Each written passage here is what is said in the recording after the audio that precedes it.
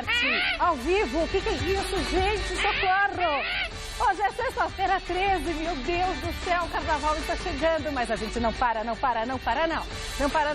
Hoje o programa tá com tudo, tem os gols de ontem do Campeonato Paulista, as notícias do Palmeiras, o Corinthians que tomou um susto no voo de volta da Colômbia e mais uma entrevista do presidente do Santos, né, o Modesto Roma Júnior. Além disso, o Fernando Gavini estará ao vivaço no CCT da Barra Funda com as novidades do São Paulo, que deve ter a estreia de 2 jogadores neste fim de semana. Pré-Libertadores, né? 2 equipes garantiram ontem uma vaga na fase de grupos do torneio mais importante das Américas. Eu estou falando o Nacional do Uruguai, venceu o Palestino do Chile por 2-1, mas não assegurou o seu lugar na chave 5 da competição, já que havia perdido o jogo de ida por 1-0 fora de casa. Já o Estudiantes da Argentina atropelou o Independiente del Valle do Equador 4-0 e vaga carimbadíssima no grupo 7 da competição. Tudo certo, então. Agora a gente vai de Palmeiras aqui no Super Esporte. O ídolo alviverde Marco segue internado e sem previsão de alta após ter apresentado um quadro de alergia na última terça-feira. O ex-goleiro foi diagnosticado com uma infecção ainda de causa desconhecida, mas já demonstrou uma melhora, segundo o boletim médico divulgado ontem. Dentro de campo, o Verdão voltou ao trabalho na tarde desta quinta-feira. A equipe entra em campo de novo no sábado, pela primeira vez fora de casa nessa temporada, contra o São Bento em Sorocaba. Titular contra o Rio Claro, Cristaldo foi muito bem e saiu ovacionado pela torcida. Veja na reportagem do Fernando Gavini. Foi o pé esquerdo de Cristaldo que abriu o caminho para a vitória de 3-0 do Palmeiras sobre o Rio Claro. Na primeira partida do Camisa 9 como titular na temporada, a torcida do Verdão voltou a sorrir depois de 2 derrotas seguidas. Muito alívio, mais de venir de dois derrotas consecutivas, mas a gente sabia que tem um grupo muito bom, com muitos jogadores de qualidade, que os 2 jogos, acho que o jogo com Ponte Preta não era para haver perdido. Depois com o Corinthians foi um jogo que meio estranho. Foi o 5º gol do argentino desde que ele chegou ao Palmeiras. Os 2 primeiros foram no sofrido ano de 2014. Outros 2 nos amistosos de pré-temporada. E contra o Rio Claro foi o primeiro gol marcado por ele no Paulistão. Os números ainda são tímidos, mas Cristaldo sente que a torcida gosta dele, que o adotou, apesar do Camisa 9 não saber muito bem os motivos. É um pouco estranho também para mim ver os torcedores gritando Cristaldo, para mim é muito legal, sabe? Mas só tenho um agradecimento à torcida. Acho que desde que cheguei aqui sempre me demonstraram muito carinho. Fiquei meio estranho, já o primeiro, o segundo jogo, a gente já estava falando meu nome. Aí minha mulher, quando chegou aqui, que você fez para que os caras estejam falando assim de você? Falei nada, ainda nada, mas é muito bom para mim, sabe? Acho que também gosto muito por minha maneira de jogar. A verdade é que Cristaldo não tem poupado esforços para se adaptar ao Brasil. Seu português está cada vez melhor. Ainda falo muito ruim, sabe? Falo como índio. Não está tão mal assim. Quem vem aí, por favor, abuelita? Garrafa! Fala, vovó. E a abuelita não apareceu, só a voz dela, né? Ela tá presa no banheiro, só tá entrou bom, né, a voz só dela. A voz da vovó já tá de bom valendo, tamanho? Né? Não, nem a dúvida. Que que eu acho que ela tá presa no banheiro, mas eu vi que ela tá ali no canto. Então, tudo bem? Olá, como está? Bien? Tranquila? Sí, estoy muy bien, querido. Eu também, com o Cristaldo, eu sei, pero não, pero estou muito bem. Não, Cristaldo é uma figuraça, Anitta. E nessa entrevista aí, o Gavini reproduziu, claro, alguns trechos. Uma parte também curiosa é quando ele fala sobre o feijão. né? Não é uma cultura dos argentinos. Ele falou, que você está mais buscando por aqui. O tenista Feijão, que apareceu no outro bloco? O que eu gosto demais é o tal do feijão. E a nutricionista fala para ele, Cristaldo, menos, para de comer feijão. Ele falou, feijão é muito bom. Vai ficar gordo. Vai ficar gordo. Vai comer feijoada. Nossa Senhora. Se ele gosta de feijão, ele tem que comer feijoada. Olha, é um jogador que vai se firmando entre ele e o Leandro Banana, por exemplo, eu prefiro o Cristaldo. Mas o que é isso, gente? É feijão, banana? O que é isso, gente? É carnaval. Mas nem é meio-dia ainda. Agora o programa mudou de horário. Entre ele e o Leandro Banana, ou Leandro Pereira, como queira, eu prefiro o Cristaldo. É um jogador mediano, mas é um jogador finalizador dentro da área, um jogador agudo. Foi assim contra o Rio Claro. O Oswaldo está querendo buscar a equipe ideal e eu entendo o seguinte, o que não pode, né, no meu entendimento, é o Oswaldo a cada partida mudar 4 ou 5 peças do time. Tem que montar uma equipe base, deixar esse time jogar e aos poucos ir colocando essas peças que estão chegando, como o Cleiton Xavier, o Arouca, que pode jogar amanhã. Aí o Palmeiras vai engrenar. Já teve uma boa vitória contra o Rio Claro, 3-0, tirou a pressão que estava nos ombros, né? Porque perder 2 em casa, sendo uma delas para o Corinthians, a pressão estava grande. A vitória contra o Rio Claro deu uma amenizada no clima. O Cleiton Xavier, pelo que eu entendi, é só para março, como diria a Silva Design, né? Só para março. Não, vamos fazer pegada, não faz isso. Tá sério, tá tudo bem. Bom, e agora tem que vencer o São Bento também, né? Só para março. Vamos embora. São Bento também dá pra ganhar, né? Dá pra fazer uns 4-0 tranquilamente, acho que não? O importante é pontuar. 3 pontos na tabela. Se for 1-0, já está de bom tamanho. É um processo, repito, é um processo de adaptação para o Palmeiras. Não adianta querer atropelar as coisas, não. Vamos devagar que o Palmeiras vai se encontrar sim. Tá bom, sempre, devagar e sempre, né, Dodson? Claro. Então tá bom. Bom, como havia prometido, o presidente do Santos, o Modesto Roma Júnior, reuniu a imprensa mais uma vez para uma entrevista coletiva. Sabe quem estava lá? Quem? Felipe Esboril acompanhou. Vamos ver. Impossível, Esboril, esse moleque. A cada 15 dias, o presidente do Santos, Modesto Roma Júnior, convoca a imprensa para um bate-papo informal, para esclarecer as dúvidas sobre sua gestão. Por exemplo, a questão dos salários atrasados. Robinho era um deles. Parte do dinheiro já foi acertado. E para o jogador permanecer após o contrato de empréstimo terminar, nenhuma loucura será feita. Queremos, é claro, que o Robinho fique no Santos a vida inteira. Vamos tentar e fazer o possível para que ele fique. Agora, vamos fazer o possível. O impossível nós não vamos fazer. Ou seja, dinheiro demais não dá para também gastar com apenas um jogador. Claro que não.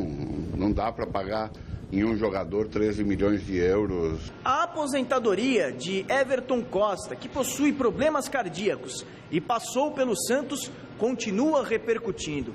O empresário do atleta disse que o departamento médico do Santos não repassou as documentações necessárias, afirmando que o jogador possuía doença de Chagas.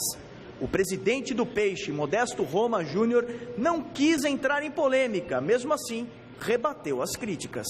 O Santos não tem que passar informação nenhuma, nenhum departamento médico. Todos os clubes fazem os seus diagnósticos e tomam os seus cuidados. Tenho certeza que o departamento médico do Vasco avaliou o atleta, porque é um clube responsável, e o do Curitiba também. É muito triste, não só para o futebol, mas para o mundo inteiro, ter o problema ainda da doença de Chagas e de outras doenças. Nós devemos trabalhar, mas isso é um trabalho com o Ministério da Saúde do Brasil, com o ministro Arthur Quioro, que cuida bem para erradicar a doença de Chagas e outras doenças do nosso território. Nossa, que papo brabo, meu, que absurda essa história, pelo amor de Deus. É triste isso, né, que aconteceu com o atleta. O Santos já se posicionou referente a esse exame que tinha sido feito e não tinha sido divulgado, enfim. Acho que talvez o mais importante nesse momento é a recuperação emocional do atleta. Claro. Que encerrou a carreira de uma forma precoce, teve um problema sério, mas ele tem que entender o seguinte, o mais importante está preservado, que é a vida.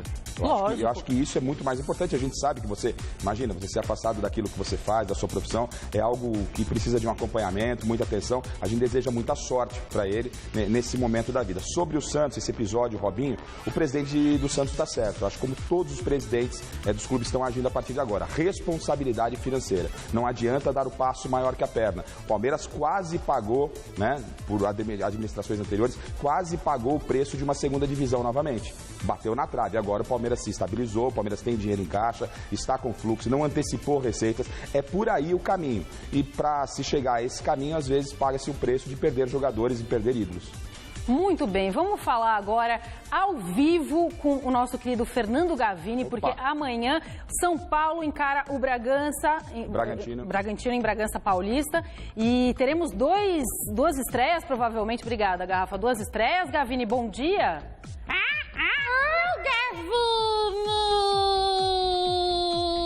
É isso mesmo, Anitta. Bom dia para você, bom dia, Garrafa, bom dia a todo mundo que acompanha o Super Esporte. O São Paulo muito provavelmente, quer dizer, já é certo que vai ter 2 estreias no jogo deste sábado contra o Bragantino. 2 testes, na verdade, que o técnico Muricy Ramalho vai fazer para saber se esses 2 jogadores podem ser utilizados na quarta-feira na partida contra o Corinthians, na estreia do time na Copa Libertadores da América. O zagueiro Dória e o atacante Centurion, os 2 serão testados na partida deste sábado. Vai ser uma espécie de vestibular para os 2, dependendo da atuação deles, serão utilizados no jogo de quarta-feira contra o Corinthians. Aliás, coisa com bastante mistério o trabalho do São Paulo nesta sexta-feira. O treino estava marcado para 9h30 da manhã, toda a imprensa chegou nesse horário combinado, mas os portões só foram abertos 1 hora depois. Em todo esse período, o Muricy Ramalho fez um treinamento tático com os jogadores, montando o time. Claro que o mistério não é por causa do jogo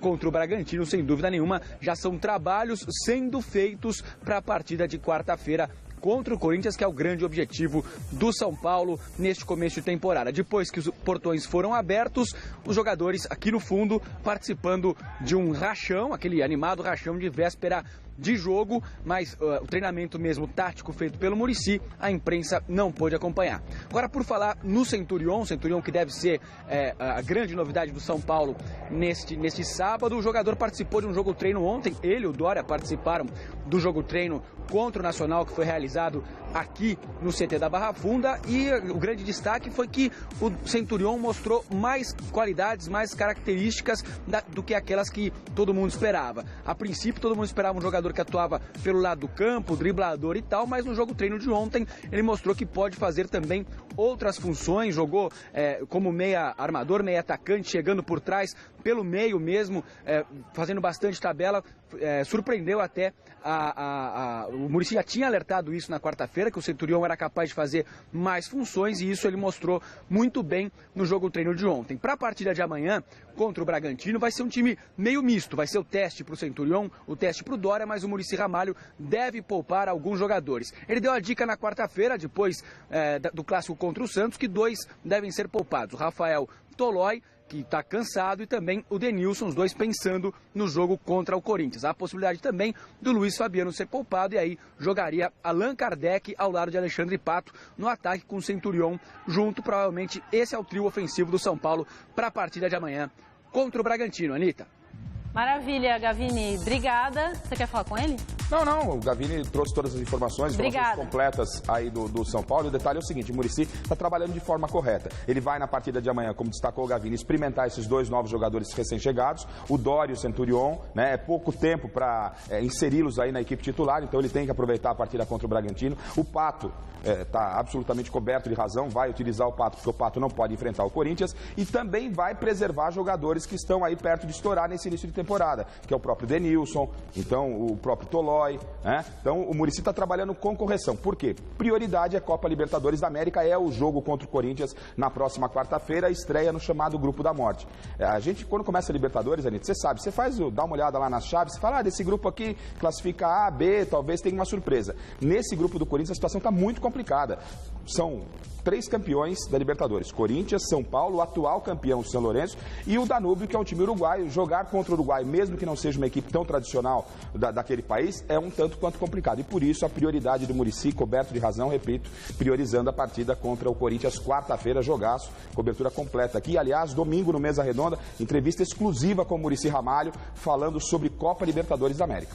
E o Centurion, o Muricy destacou muito que ele queria uma pessoa para driblar no time, que faltava. Desde o ano passado eu lembro dele falando dos dribles, e agora chegou um rapaz para fazer isso. E chamou atenção, ontem eu estive lá no São Paulo e chamou atenção esse comentário entre os próprios jogadores, que o Centurion ele acabou surpreendendo a muitos, porque muita gente pensava que ele era apenas um jogador veloz, mas ele tem se demonstrado nos treinamentos um jogador de qualidade, um jogador que sabe enfiar uma bola, um jogador que sabe, um jogador que sabe dar esse drible que você falou. Então o Muricy está muito contente e o grupo do São Paulo também. É questão de tempo para adaptar, não é tão simples assim colocar um jogador dentro de um esquema, mas o Muricy tem que colocar uma hora ou outra, né? Muito bem, expectativa, vamos ver como é que ele vai se apresentar. Gente, na madrugada de hoje, para combinar com essa sexta-feira 13, os jogadores do Corinthians viveram momentos de terror no voo que trouxe a delegação da Colômbia após o empate com Once Caldas na última quarta-feira. Pois é, com cerca de 40 minutos de voo, os avisos luminosos de atar os cintos foram acionados